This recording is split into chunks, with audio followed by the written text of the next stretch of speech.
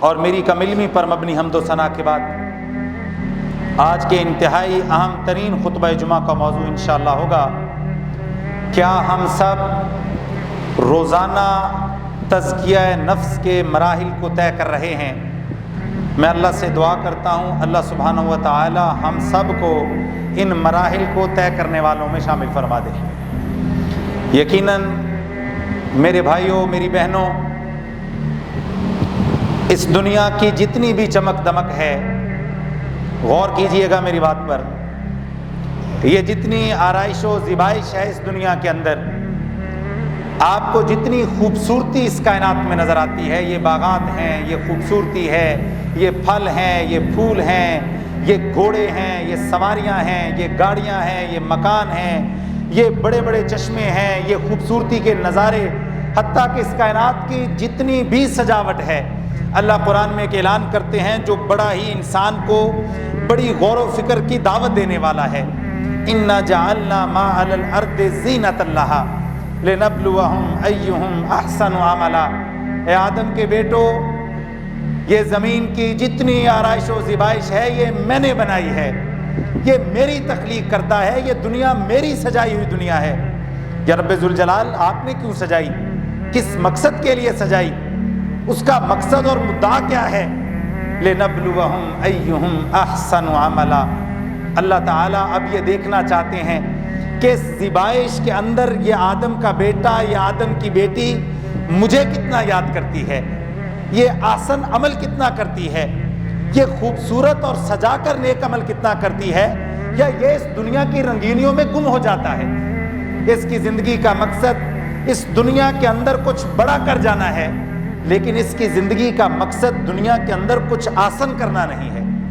یہ ہے میرے بھائیوں وہ بنیادی نقطہ جس کے گرد سارا قرآن ہمیں گھماتا ہے اور ہماری تربیت کرتا ہے کہ اس دنیا کے اندر گم نہ ہو جانا، اس دنیا کی رنگینیوں میں اپنے آپ کو اتنا مگن نہ کر لینا کہ تم احسن عمل نہ کر سکو۔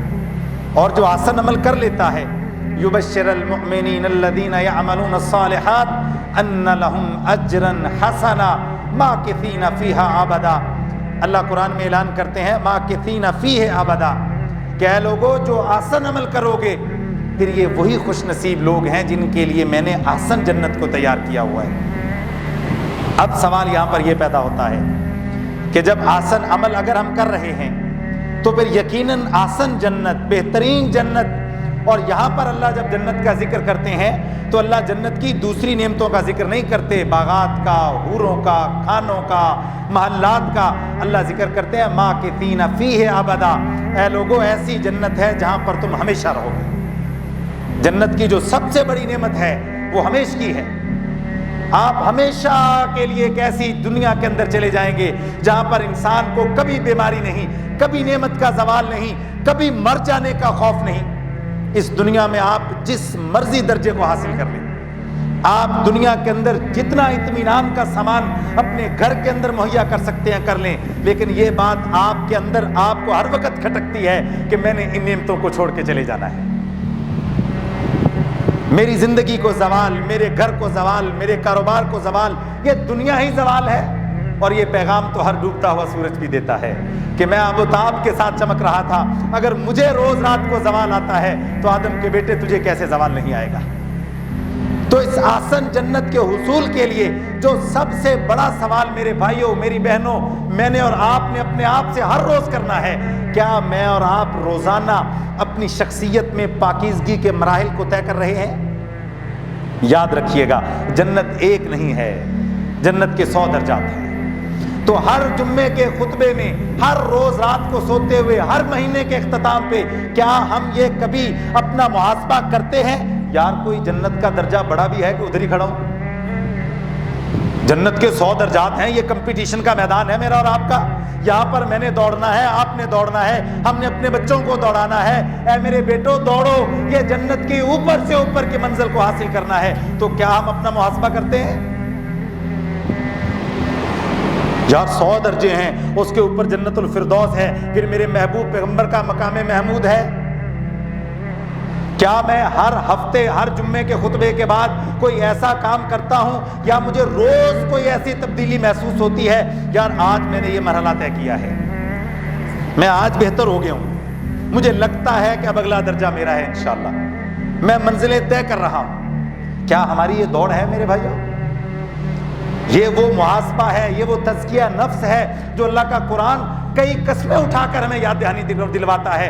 اے لوگوں سنو، سب سے بڑا کام تمہارا یہی ہے زمین کے سینے پر کہ تم روزانہ یہ رات کو سوتے ہوئے سوچو کیا آج اوپر گیا ہوں سفر میں کہ نہیں، کہیں نیچے تو نہیں چلا گیا؟ اگر آج میری آخری رات ہو تو کیا میں اللہ کے حضور کھڑا ہو سکتا ہوں؟ اگر آج رات کو میں قبر کے اندر چلا گیا تو کیا میں سوالوں کے جواب دے سکتا ہوں؟ کیا میں ریڈی ہوں؟ یہ اللہ کی قسم سب سے بڑا سوال ہے۔ ہمیں اس بات کی فکر تو ہے کہ ہمارے مرنے کے بعد ہماری اولاد کا کیا ہوگا، لیکن یقین مانیں ہمیں اس بات کی ہرگز فکر نہیں ہے کہ ہمارے مرنے کے بعد ہمارا کیا ہوگا۔ صبح مریں شام کو قبر میں ہوتے ہیں، ظہر کو مریں عشاء کے ٹائم قبر میں ہوتے ہیں، اور یہی اپنے ساتھی دوست رشتہ دار چھوڑ کے آئیں گے۔ تو کیا میں تیار ہوں؟ کیا ہر روز رات کو سوتے ہوئے میں اس نیت سے سوتا ہوں خیر ہے اگر جان لینے والا آ بھی گیا تو کیا مسئلہ ہے؟ جیسے کہ حضرت علی رضی اللہ تعالیٰ عنہ فرماتے ہیں کہ اگر جنت اور جہنم مجھے دکھا بھی دی جائے تو میرے ایمان میں کوئی اضافہ نہیں ہوگا، کیونکہ مجھے نبی کی بات پر اپنی آنکھوں سے دیکھنے سے زیادہ یقین ہے۔ تو کیا مجھے اور آپ کو یہ پورا یقین ہے کہ اگر آج موت کا فرشتہ آئے کوئی مسئلے کی بات نہیں، میں سامان اکٹھا کر کے بیٹھا ہوں، مجھے پتہ ہے اس بات کا کہ سفر بڑا لمبا ہے، میں بھی تو بڑا سامان جمع کر کے بیٹھا ہوں؟ کیا اتنا یقین اتنا اعتماد ہمارے اندر موجود ہے؟ نہیں، فرشتے مجھے کیا کہہ سکتے ہیں، میں نے تو اپنی زندگی رب کی غلامی میں گزاری ہے، جو رب کی غلامی میں گزار گیا یقین مانے آخرت کی بادشاہت اسی کے لیے ہے۔ تو کیا میں تیار ہوں؟ یہ وہ سب سے بڑا سوال ہے جو قرآن ہمیں بتاتا ہے۔ اس پاکیزگی کے مراحل کو طے کرنے کے لیے جو بنیادی کام میرے بھائیوں میں نے اور آپ نے کرنا ہے وہ ہم نے اپنے اوپر قرآن و سنت کی چھتری کو لینا ہے، کتاب و سنت کے سائے میں زندگی گزارنی ہے۔ اور یاد رکھیے اس بات کو، اللہ نے قرآن میں قرآن کو بھی روشنی کہا ہے۔ کیا کہا ہے بھائیوں؟ اور اللہ تعالیٰ نے قرآن میں جناب محمد مصطفیٰ صلی اللہ علیہ وسلم کی ذات اقدس کو بھی روشنی کہا ہے۔ کیا مطلب ہے اس کا؟ اس کا مطلب یہ ہے کہ ایمان کا دعویٰ کرنے والے اب کتاب و سنت کی روشنی میں زندگی گزاریں گے، اپنی زندگی کے ہر پہلو کو روشنی کے اندر دیکھیں گے۔ کمرے کے اندر تاریکی ہو تو بلب جلایا جاتا ہے، چیزیں واضح طور پہ نظر آ جائیں، میز بستر اپنی کتابیں اپنی گھڑی موبائل جہاں جہاں پہ رکھنے ہیں وہاں پر روشنی میں ہی رکھے جا سکتے ہیں۔ بالکل اسی طرح میرے بھائیوں ایک ایمان والا اپنی زندگی کو کتاب و سنت کی روشنی میں ٹھیک کرتا ہے۔ ہاں یہ والی کمی تھی، پچھلے جمعے کو کمی تھی، اس جمعے کو الحمدللہ دور ہو گئی ہے۔ یہ والا معاملہ پچھلے درس میں میں فلاں جگہ پہ گیا تھا، یہ کمی تھی، کتاب و سنت کی روشنی مل گئی، میں نے اپنی جگہ کو ٹھیک کر لیا۔ اور یاد رکھیے میرے بھائیوں جو اس دنیا کے اندر کتاب و سنت کی روشنی میں زندگی کو گزارتے ہیں کل قبر کی تاریکی میں روشنی بھی انہیں کو ہی ملے گی۔ اور یہ پاکیزگی کے مراحل جو میں نے اور آپ نے طے کرنے ہیں، اس کے لیے بنیادی طور پر میرے بھائیوں اللہ رب العزت نے ہمیں جناب محمد رسول اللہ صلی اللہ علیہ وسلم کی صورت میں ایک آئیڈیل مہیا کیا۔ کیا لوگوں آپ سارا کچھ میرے محبوب پیغمبر کی طرح کرو۔ یاد رکھیں قرآن میں ایک کئی مقامات پر نبی علیہ السلام کی اطاعت کا حکم ہے۔ اطاعت کا مطلب کیا ہے؟ اللہ کے نبی علیہ السلام کی ہر بات کو خوشی سے مان لینا، قبول کر لینا، اس پر عمل شروع کر دینا۔ یہ کیا ہے میرے بھائیوں؟ اطاعت کرنا۔ لیکن ایک اور درجہ بھی ہے قرآن میں، اے لوگو اگر تم یہ چاہتے ہو کہ اللہ تم سے محبت کرنے لگ پڑے فاتبعونی، تو پھر اس کے لیے اللہ فرماتے ہیں میرے محبوب پیغمبر کی اتباع کرنی ہوگی۔ اطاعت سے اوپر والا درجہ اتباع کا ہے، اور اتباع کا درجہ اللہ اکبر نبی علیہ الصلوۃ والسلام کے قدموں پر قدم رکھ کر چلنا ہے۔ اور یہ بات اللہ کی قسم ہمیشہ یاد رکھیں کہ اگر آپ اللہ کو ڈھونڈنا چاہتے ہیں، اللہ کو پانا چاہتے ہیں، جنت کے راستے کو تلاش کرنا چاہتے ہیں، سب سے پہلے جناب محمد رسول اللہ صلی اللہ علیہ وسلم کے قدموں تک پہنچنا ہوگا۔ آپ کے قدموں تک پہنچنے کے بعد ہمیں جنت کا راستہ ملے گا۔ ہمیں اتباع کرنی ہوگی کائنات کے امام کی۔ میں قربان جاؤں، حضرت عبداللہ بن عمر رضی اللہ تعالیٰ عنہ ایک سفر میں جاتے ہیں، ساتھ صحابہ کرام موجود ہیں۔ آپ سفر سے جاتے ہوئے اپنے ساتھیوں کو کہتے ہیں ذرا رکنا، تو حضرت عبداللہ بن عمر راستے سے ہٹ کر پگڈنڈی پہ چلنا شروع ہو جاتے ہیں. ساتھی دیکھ رہے ہیں کہ حضرت عبداللہ بن عمر کو کیا ہو گیا ہے. حضرت عبداللہ بن عمر پگڈنڈی پہ چلتے ہیں, ساتھی پیچھے چلتے ہیں. حضرت عبداللہ بن عمر پگڈنڈی سے پھر نشیب کی طرف جاتے ہیں, نیچے گھاٹی میں چلے جاتے ہیں. پیچھے صحابہ اور آپ کے ساتھی بھی جاتے ہیں اور پوچھتے ہیں عبداللہ کیا بات ہے, آپ راستے سے ہٹ کر اس پگڈنڈی پر چلے, پھر آپ اس نشیب میں اترے, میں قربان جاؤں اتباع کی کیسی اعلیٰ مثال ہے. حضرت عبداللہ بن عمر فرماتے ہیں اللہ کی قسم میں ایک مرتبہ اسی سفر پر کائنات کے امام اپنے آقا و مرشد جناب محمد رسول اللہ صلی اللہ علیہ وسلم کے ساتھ چل رہا تھا. آقا اسی پگڈنڈی پر چلے تھے, پھر آپ اسی نشیب میں اترے تھے, پھر آپ اسی گھاٹی میں اترے تھے. مجھے کام کوئی نہیں تھا, لیکن میں اپنے محبوب پیغمبر کی اتباع میں آپ کے راستے پر چل کر ایک مرتبہ آپ کی یاد تازہ کرنا چاہتا تھا. یہ ہے وہ اتباع. حکم نہیں ملا لیکن آپ کے پیچھے پیچھے چلنا ہے. اللہ کے نبی صلی اللہ علیہ وسلم مال غنیمت کو تقسیم کر رہے ہیں. آپ کی لخت جگر آپ کی محبوب بیٹی جناب سیدہ فاطمہ رضی اللہ تعالیٰ عنہ آتی ہیں اور سیدہ عائشہ رضی اللہ تعالیٰ عنہ ہماری ماں کو ایک پیغام دے کر جاتی ہیں کہ آپ جناب محمد رسول اللہ صلی اللہ علیہ وسلم میرے والد محترم کو بتائیے گا کہ آپ کی بیٹی کو ایک غلام کی ضرورت ہے. غور کیجئے گا اس بات پر. سیدہ فاطمہ رضی اللہ تعالی عنہا یہ پیغام دے کر اپنے گھر میں چلی جاتی ہیں. اللہ کے نبی صلی اللہ علیہ وسلم سارے مال کو تقسیم کر دیتے ہیں. آپ جب گھر میں آتے ہیں تو سیدہ عائشہ رضی اللہ تعالی عنہ بتاتی ہیں کہ آپ کی لخت جگر آپ کی بیٹی آئی تھی اور انہوں نے ایک غلام کا تقاضا کیا تھا. انہوں نے مجھے اپنے ہاتھ بھی دکھائے تھے, صحیحین کی روایت ہے. آپ کی بیٹی کے ہاتھ پر چھالے تھے, آپ کی بیٹی کی تھکاوٹ تھی, آپ کی بیٹی گھر کے کام کاج کے لیے غلام کا تقاضا کر رہی تھی. میرے محبوب پیغمبر اسی وقت اٹھتے ہیں, اپنی بیٹی کے گھر میں جاتے ہیں اور بیٹی کے گھر میں جا کر کہتے ہیں, حضرت علی بھی موجود ہیں, آپ فرماتے ہیں میری پیاری بیٹی کیا میں تجھے ایسا عمل نہ بتاؤں جو تیرے لیے ایک غلام سے زیادہ بہتر ہے, جو تیری رات کو تھکاوٹ کو دور کر دے گا, تجھے سکون دے گا, تیرے لیے کئی گنا زیادہ بہتر ہے. سیدہ فاطمہ فرماتی ہیں جی آپ ضرور بتائیں. تو اللہ کے نبی فرماتے ہیں رات کو سوتے ہوئے 33 مرتبہ سبحان اللہ, 33 مرتبہ الحمدللہ اور 34 مرتبہ اللہ اکبر پڑھا کریں. حضرت علی رضی اللہ تعالیٰ عنہ بھی سنتے ہیں. یہ جو لوگ کہتے ہیں نا بھائی نیند نہیں آتی رات کو یا بے چینی ہے, یہ رات کو میں چلتا ہوں, یقین مانیں کبھی اس نسخے پر عمل کر کے دیکھیں. یہ تو نبوی نسخہ ہے, لیکن ایسے نہیں پڑھنا سبحان اللہ سبحان اللہ سبحان اللہ سبحان اللہ الحمدللہ الحمدللہ الحمدللہ الحمدللہ, ایسے نہیں ذکر ہوتا. یہ تو توہین ہے. آپ کائنات کے بادشاہ سے بات کر رہے ہیں, آپ اس سے مخاطب ہوئے جا رہے ہیں اور آپ کس طرح بات کر رہے ہیں. سبحان اللہ سبحان اللہ سبحان اللہ, اس طرح پڑھنا ہے. اور آپ اللہ کی قسم پڑھ کے تو دیکھیں, پھر اس کا ترجمہ ذہن کے اندر رکھنا ہے. اگر آپ کو 100 پورا ہونے سے پہلے نیند نہ آئے تو پھر بتائیے گا. حضرت علی رضی اللہ تعالیٰ عنہ سے 40 سال کے بعد, غور کیجئے گا, 40 سال کے بعد حضرت علی رضی اللہ تعالیٰ عنہ سے ایک شخص پوچھتا ہے کہ آپ ایک ایسا عمل بتائیں جو آپ نے ساری زندگی نہیں چھوڑا. حضرت علی فرماتے ہیں یہی والی تسبیح جو مجھے آقا نے بتائی تھی, میں پاس بیٹھا ہوا تھا, 40 سال ہو گئے ہیں, میں نے کوئی ایسی رات نہیں گزاری کہ میں نے اس تسبیح کو پڑھے بغیر اپنے بستر کے اوپر لیٹا ہوا.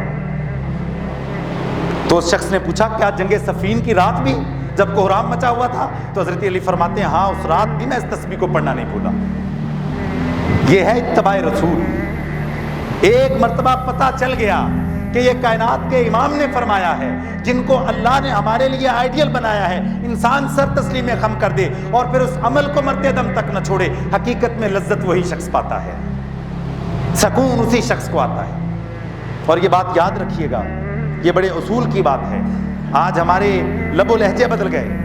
کسی بندے کو بتایا جائے کہ جناب محمد رسول اللہ صلی اللہ علیہ وسلم کی سنت ہے, وہ آگے سے بات کرتا ہے. یقین مانے اللہ کی قسم, جب آپ کے سامنے کائنات کے امام کا لفظ آ جائے, آپ کے سامنے ان کی بات آ جائے, فوری طور پر گردن کو جھکانا ہے اور اپنی آواز کو خاموش کر لینا ہے.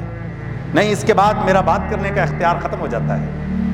ہاں, اس کے بعد جا کر آپ تحقیق کریں کہ کیا یہ حدیث ہے بھی کہ نہیں ہے.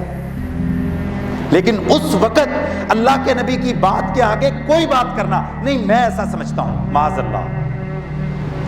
اللہ کا قرآن کہتا ہے یہ ایسے ہی ہے جیسے تم میرے نبی کی آواز پر اپنی آواز کو اونچی کر رہے ہو. مبادا ایسا نہ ہو کہ تمہیں پتہ ہی نہ چلے اور تمہارے سارے نیک اعمال کو اللہ ضائع کر دے. صرف بات ہی تو کی ہے آگے سے, مجھے ایسا لگتا ہے، میرا بھی دل کرتا ہے، ہاں لوگ کیا کہیں گے، نہیں، اللہ کی قسم میری صرف ایک ہی ترجیح ہے کہ اس بات کے اندر کائنات کے امام نے کیا فرمایا ہے۔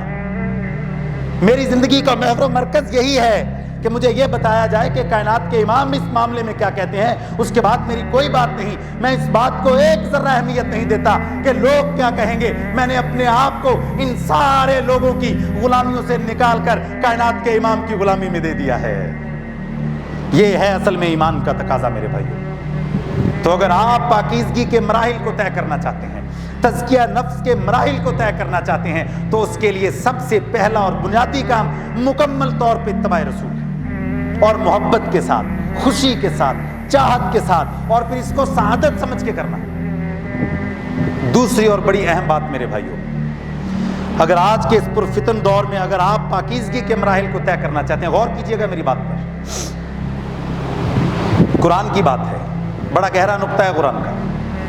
خوشی سے پہلے خوشی کا مل جانا، خوشی سے پہلے خوشی کی خبر کا مل جانا، یہ اللہ کی قسم اللہ کی بہت بڑی نعمت ہے۔ کیا بات کی میں نے بھائیو؟ میرے خیال سمجھ نہیں لگی کیا بات کی بھائیو، بولیے گا ذرا۔ خوشی سے پہلے حضرت یعقوب علیہ السلام کو ابھی حضرت یوسف ملے نہیں ہیں، لیکن آپ کو کرتے کی خبر پہنچی ہے۔ اللہ کا قرآن کہتا ہے حضرت یعقوب علیہ السلام کی آنکھیں ہی ٹھیک ہو گئی، آپ خوشی سے رو پڑے، ابھی خوشی ملی نہیں ہے، صرف خبر پہنچی ہے۔ اچھا، اگر ایک آدمی انتہائی غریب ہو اور اس کو یہ خبر پہنچے اور خبر دینے والا بڑا مستند آدمی ہو، مانسیرے کا ڈی سی ہے، ڈی سی صاحب نے جناب اس کو بتایا ہے آپ کی 1 کروڑ کی لاٹری نکل آئی ہے۔ غور کیجئے گا میری بات، بندے کے حالات بڑے، میرا سمجھ نہیں لگ رہی، حالات بڑے، اس کو صرف خبر پہنچی ہے، گھر میں جا کر سرکاری عہدیدار نے بتایا ہے آپ کی 1 کروڑ کی لاٹری نکل آئی ہے۔ ابھی اس کو 1 کروڑ ملا نہیں، اس کو بتایا جاتا ہے 1 مہینے کے بعد ملے گا۔ مجھے بتائیں اس بندے کے غم جو ہے وہ خوشی میں بدلیں گے کہ نہیں بدلیں گے؟ ابھی ملی تو نہیں خوشی، صرف اس خوشی کی خبر پہنچی ہے۔ اگر ہمیں دنیا کے اندر میرے بھائیوں کوئی بڑا صرف خبر سنا دے خوشی کی، تو ہمارے سارے غم ختم ہو جاتے ہیں۔ وہ غریب آدمی ساری تنگیاں بھول جائے گا، وہ اسی خوشی میں مہینہ گزار لے گا کہ 1 مہینے کے بعد مجھے کیا ملے گا، 1 کروڑ روپیہ ملے گا۔ او میرے بھائیوں، میری بہنوں، اللہ کی قسم قرآن کے 30 پارے کائنات کو بنانے والا مجھے اور آپ کو روزانہ خوشخبری دیتا ہے، اے لوگوں نیک عمل کرو، تمہارے لیے جنت ہے، میں معاف کرنے والا ہوں۔ ایسی جنت ہے جس کو تمہاری آنکھ نے کبھی دیکھا نہیں، کان نے کبھی سنا نہیں، تمہارے دل میں احساس پیدا نہیں ہوا۔ اے لوگوں میری بات کا یقین کرو، تمہارے لیے سجا کے رکھی ہے۔ اس دنیا کے تھوڑے غموں سے پریشان ہیں مت ہو، اس دنیا کی تنگیوں کے اندر اپنے آپ کو بالکل باولا مت کرو، اپنے آپ کو غموں کی گھاٹیوں میں مت گراؤ۔ میں رب وعدہ کرتا ہوں، گارنٹی دیتا ہوں، تمہیں خوشی سے پہلے خوشی کی خبر دیتا ہوں کہ تمہارے لیے میں نے جنت کو سجایا ہوا ہے۔ غور کیجئے میرے بھائیو اس بات پر، ہمیں لوگوں کی بات پر یقین ہے، ہم اپنا غم بھول جاتے ہیں۔ سارا قرآن اللہ کی قسم بشارتوں سے بھرا پڑا ہے، نبی کا پڑوس لینے کے سارے طریقے قرآن بتاتا ہے۔ اگر آپ کے حالات ٹھیک نہیں چل رہے، تنگ ہیں، قرضہ چڑھا ہوا ہے، بیماری ہے، کیا مسئلہ ہے، 50-60 سال ہے، میں گھاٹی گزار جاؤں گا، اللہ کا قرآن کہتا ہے تم گزار تو جاؤ، تمہیں ایسی نعمتیں دوں گا کہ اس کے بعد ہمیشہ تمہیں نعمتوں کا زوال نہیں ہوگا۔ تو میرے بھائیو اپنے اندر مکمل اطمینان رکھیں، آپ جس جگہ پر ہیں مکمل اطمینان رکھیں، اپنا موازنہ کسی کے ساتھ مت کریں، اور اللہ تعالیٰ کی ان بشارتوں پر یقین رکھیں۔ اللہ تعالیٰ حقیقت میں جنت کی خوشی سے پہلے ہمیں جنت کی خوشی کی خبر قرآن میں دیتے ہیں۔ تو خبر سے پہلے خوشی کا مل جانا اللہ کا بڑا کرم ہوتا ہے، اور یہ خبر کوئی عام بندہ نہیں دے رہا، کائنات کو بنانے والا، اپنے محبوب پیغمبر، زمین و آسمان میں سب سے افضل شخصیت، تمام انبیاء اور رسول کے امام، جنہوں نے ساری زندگی اپنی زبان سے سچ بولا، ان کی زبان اقدس سے اللہ میں بشارتیں دیتے ہیں۔ اس کے باوجود ہم پریشان ہو جائیں، اس کے باوجود ہم دکھی ہو جائیں، اس کے باوجود کسی تکلیف کے اندر میرا غم مجھے کھا جائے، ایسا ہو نہیں سکتا۔ میں اپنے آپ کو اللہ کے حوالے کر چکا ہوں، اور میں امید رکھتا ہوں اس بات کی کہ اللہ مجھے معاف کرے گا، میں اس بات کی امید رکھتا ہوں اللہ مجھے دنیا و آخرت میں تنگی نہیں دے گا۔ اس یقین کے ساتھ دعا کرنا۔ اور ہاں میرے بھائیو، ہم جو بات کرتے ہیں نا اللہ 70 ماؤں سے زیادہ پیار کرتا ہے، اللہ کی قسم یہ جھوٹ ہے، یہ کسی صحیح حدیث میں نہیں ہے۔ اللہ کھربوں ماؤں سے زیادہ پیار کرتا ہے. یہ اصل میں قرآن و سنت کے مطابق ہے. انسان اپنی ماں سے جب کوئی چیز مانگتا ہے نا بڑے مان سے مانگتا ہے. غور کیجئے گا میری بات پر. جب آپ ماں سے کوئی چیز مانگتے ہیں تو انسان کو کبھی ایسا نہیں محسوس ہوتا کہ ماں مجھے نہیں دے گی. روٹی مانگتا ہے نا بیٹا اپنی ماں سے تو پورا یقین ہوتا ہے ماں اٹھ کے پکا کے دے گی. اور میرے بھائیوں ماں سے مانگتے ہوئے تو یقین ہے کہ ماں مجھے دے دے گی. کائنات کو بنانے والے سے جو کھربوں ماؤں سے زیادہ مانگتا ہے اس کے ساتھ جب بات کرتے ہیں تو یقین سے نہیں کرتے, اس پر اعتماد نہیں کرتے, اس کے ساتھ پورے بھروسے کے ساتھ بات نہیں کرتے, اس پر توکل نہیں کرتے, اور یہ ڈرتے رہتے ہیں کہ لوگ مجھے رسوا کر جائیں گے. ہم اس بات سے ڈرتے ہیں لوگ میرے کاروبار کو نقصان پہنچائیں گے. اللہ کی عزت کی قسم ساری زمین و آسمان کی ساری مخلوقات مل جائیں, اگر رب نہ چاہے مجھے کوئی نقصان نہیں پہنچا سکتا. مجھے اعتماد ہے اپنے رب کے اوپر, مجھے یقین ہے اپنے رب کے اوپر, میرا تعلق ہے اپنے رب کے ساتھ. یہ والا بھروسہ ہونا چاہیے اور اللہ یہ والا بھروسہ چاہتے ہیں. اور یہ بھروسہ کن لوگوں کو ملتا ہے بھائیو؟ آخری گزارش, یہ بھروسہ ان لوگوں کو ملتا ہے جو لوگ اللہ کا شکر کرتے رہتے ہیں. کیا بات کی میں نے بھائیو؟ جو لوگ اللہ کا, اور یاد رکھیے یہ بات, صبر اور شکر جو ہے یہ ایک سکے کے دو رخ ہیں. کیا بات کی بھائیو میں نے؟ صبر اور, یہ بڑی گہری بات ہے, صبر اور ایک سکے کے دو رخ ہیں. مثال کے طور پہ آپ نے مالٹے کا جوس نکالا, آپ نے مالٹے کا جوس نکال کے فریج میں رکھا, آپ کو بڑا پسند ہے مالٹے کا جوس پینا, لیکن آپ فریج کھولتے ہیں لیکن آپ دیکھتے ہیں کہ وہ مالٹے کا جوس تو کسی اور نے پی لیا, تو آپ کو غصہ آئے گا کہ نہیں آئے گا؟ یار میں نے اتنی محنت سے اتنی دور سے مالٹے لایا ہوں, جوس بنایا اور کوئی اور پی گیا. سادہ سی مثال دے رہا ہوں, لیکن آپ کیا دیکھتے ہیں اسی فریج میں ساتھ آم کا جوس بھی پڑا ہوا ہے. آپ فوری طور پر دیکھتے ہیں مالٹے کا جوس تو چلو کوئی اور پی گیا ہے, آم کا جوس تو پڑا ہوا ہے. آپ وہ جوس پکڑتے ہیں اور اس کو پیتے ہیں تو آپ دیکھتے ہیں یار اتنا میٹھا اور اتنا خوبصورت ذائقہ. پھر آپ سوچنا شروع کر دیتے ہیں یار کیسا اللہ کا شکر ہے, یہ آم کدھر سے آیا, کہاں پر اگا, کس منڈی میں آیا, پھر کہاں پر کس نے جوس بنایا اور کس نے رکھا اور میں نے اللہ کی نعمت کو پی لیا, کتنا خوبصورت ذائقہ ہے. جب آپ یہ شکر ادا کر رہے ہیں تو جو پہلے مالٹے کے جوس کے نہ ہونے کا غصہ تھا وہ کم ہوا کہ نہیں ہوا؟ کم ہوا کہ نہیں ہوا بھائیو؟ یہی اصل میں پورا اسلام ہے میرے بھائیو. جب آپ کی زندگی میں کسی چیز کی کمی ہو, کسی چیز کی تنگی ہو, کوئی چیز گھٹ جائے, کوئی نقصان ہو جائے, فوری طور کے اوپر بجائے اس کے کہ اس تنگی کو سوچ کر اور کڑتے رہنا, اس بیماری کو سوچ کر اور ناشکری کرنا, فوری طور پر سوچنا یار شکر ہے اللہ نے محبوب پیغمبر کی امت میں پیدا کیا ہے, یار شکر ہے اللہ نے دیکھنے والی آنکھیں دی, آنکھیں اللہ لے لیتا میں کیا کرتا, یار شکر ہے کہ میں سانس تو لے رہا ہوں, سانس لینے میں کوئی تکلیف نہیں ہے, یار شکر ہے میں تو بچ گیا ہوں. جس طرح گاڑیاں آپس میں ٹکرائیں نا تو سب سے پہلے لوگ کیا کہتے ہیں, جس بندے کو تو زندگی میں مقصد ہی گاڑی ہو اس کو تو ادھر ہی ہارٹ اٹیک پکا ہے. یہ جو حقیقت میں گاڑیاں لگنے کے بعد لڑتے ہیں اسی وجہ سے بیچارے لڑتے ہیں کہ ان کا محور و مرکز ہی وہ گاڑی تھی. اور جو دوسرا بندہ ہے فوری طور پہ کہتا ہے شکر ہے یار اللہ کا, اللہ نے میری جان تو بچا دی. تو وہ جو نقصان ہے اس کی سوچ کم ہو جاتی ہے. تو حقیقت میں جب آپ شکر کرنا شروع کرتے ہیں تو میرے بھائیوں آپ کے اندر تقوی اور پاکیزگی پیدا ہوتی ہے. تو وہ نعمتیں یاد کریں جو اللہ نے آپ کو دی ہوئی ہیں, تو آپ کے اندر جو کمیاں ہیں وہ آپ کو بھول ہی جائیں گی. لیکن جب آپ وہی سوچتے رہیں گے جو آپ کے پاس نہیں ہے, اور یہ شیطان کا سب سے بڑا ہتھیار ہے, وہ آپ کو ہمیشہ وہ یاد کروائے گا جو آپ کے پاس نہیں ہے, اور جو آپ کے پاس ہے وہ آپ کو کبھی بھی یاد ہے. غور کیجئے گا. تو میرے بھائیو صبر اور شکر ایک سکے کے دو رخ ہیں. اگر آپ پاکیزگی کے مراحل کو طے کرنا چاہتے ہیں تو یقین مانیں آپ کو اپنی زندگی کے اندر اتباع رسول پیدا کرنا پورے دل کے ساتھ.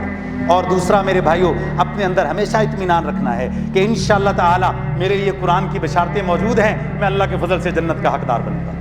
اور میرے بھائیو یاد رکھیں, اگر میں اور آپ یہ چاہتے ہیں اور یہ سوچتے ہیں کہ ہم مسلمان ہیں تو خدا را اس معاشرے کو تبدیل کرنے کی کوشش کریں. یہ بڑی اذیت ناک بات بن چکی ہے. یہ مجھے اس وجہ سے آخر میں یاد آ گئی, پچھلے دنوں ایک پروگرام تھا, وہاں پر انہوں نے مجھے بلایا, ٹائم تھا بھائیوں کا 2 بجے. میری عادت ہے اللہ کے فضل و کرم سے میرے 2 ہی ہوتے ہیں, 2 بج کے 1 نہیں ہوتا. میں 2 بجے گیا ہوں تو حال میں کوئی بھی نہیں ہے. اب مجھے اپنا آپ عجیب لگ رہا ہے کہ وہ بندے کہیں گے ڈاکٹر صاحب کو اور کوئی کام زندگی میں نہیں ہے, بس یہ ادھر ہی آ گئے.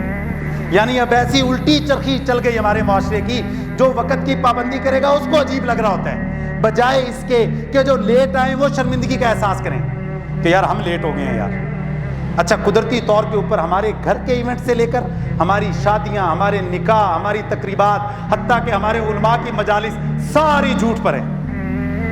لکھتے ٹائم کتنا ہے؟ بولیے بھائیو، لکھتے ٹائم کتنا ہے؟ اچھا جو لکھ رہا ہے اس کو یقین مانے پورا پتا ہے کہ میں جھوٹ بول رہا ہوں۔ 3 بجے کھانا شادی کا شروع نہیں ہونا، اور وہ جمعے کے دن مسجد میں آئے گا۔ مجھے نہیں سمجھ لگتی کہ وہ اسلام کہاں سے سیکھا، اور وہ جو اسلام جو ہم پڑھتے ہیں وہ نظر کب آئے گا۔ اس بات کو ہم بہت لائٹ سا لیتے ہیں، بھائی یقین مانے 2-3 بندے وعدہ کریں کہ بھائی انشاءاللہ ہمارے 3 بجیں گے، انشاءاللہ ہمارے 2 بجیں گے۔ معاشرہ میں نے اور آپ نے تبدیل کرنا ہے۔ اور جو لیٹ آئے، حقیقت میں ایسا ہونا چاہیے 3 بجے آپ کھانا لگائیں، جو لوگ روٹین میں 4 بجے آئے دیکھیں گھر شادی والے تو جا چکے ہیں، بھائی ہمارے تو 3 بجتے ہیں۔ یہ کام اسلام کا حکم ہے، اللہ کی قسم قرآن کا ہے، اور قرآن نے تربیت کیسے کی ہے؟ ان الصلاۃ کانت علی المؤمنین کتابا موقوتا۔ اللہ کہتے ہیں لوگوں ہم نے نماز بھی مقررہ وقت پر فرض کی ہے۔ یہ 5 وقت مقررہ وقت پر نماز پڑھنا حقیقت میں ہماری تربیت قرآن کر رہا تھا کہ وقت کو خیال کرنا، 2 گھنٹے روٹی کے لیے انتظار نہ کرنا۔